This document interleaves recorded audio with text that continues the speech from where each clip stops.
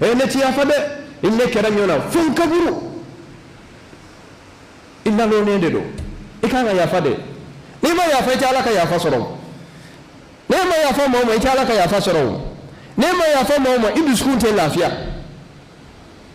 islamiyya de bi ya fa kira bayin laje ci dawla fu samati muhammad sallallahu alaihi wasallam ya goshi ka nene ka tuhuma ko fatodo ko somado ko tawanyinado ka no femro ku daku kantige ka do kono fara ka ko be dawla ayere fasola ku fara nyonka ku bla kotini do sanfe wari bobolo ngamati dumuni feruma o fana te fen fere ma mo ku to atara gwayoro la fu be tamuro kolo susa ka dinyoma ku fe ka ambargo ku ka o madda mo kala ka goshi agwana ka gwa ala ijenda mo ko boli abolila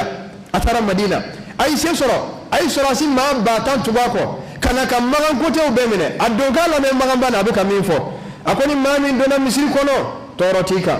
ni mami yakadda tubadala torotika ni mami dona abu sufyan kaso torotika ni mami keleke minambla torotika e kan la jabal est ce que ni yoni me mami da yoro tife toroka ma si soro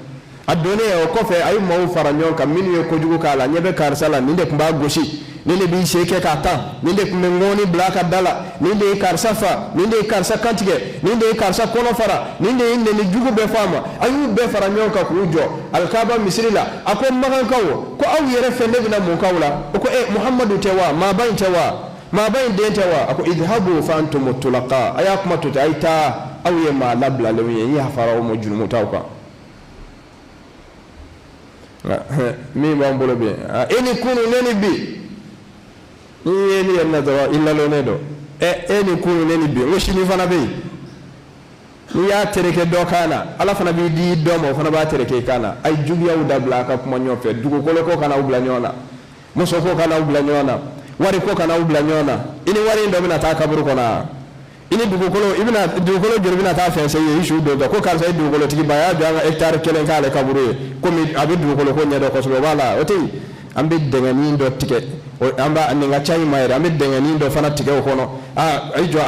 akana fe abunyana de ay briki do dala kana se ka jena ma anga da kereka woni ndo be ayo datugo farakala ay boke ka ko ni bolke ka ko ni yi ala kele dugukolo yi sinji utinya dugukolo min no fe bi segi kana ko mo bo jay no fe ena fese libe kiyama ebe mo fala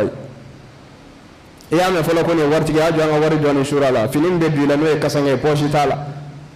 ka sa ta boro de nyana ni nyonta mo yi nya ko de ay ma de ka finin kala chugo nyana ebe la ka me ko doko ko kasange kala chugo nyana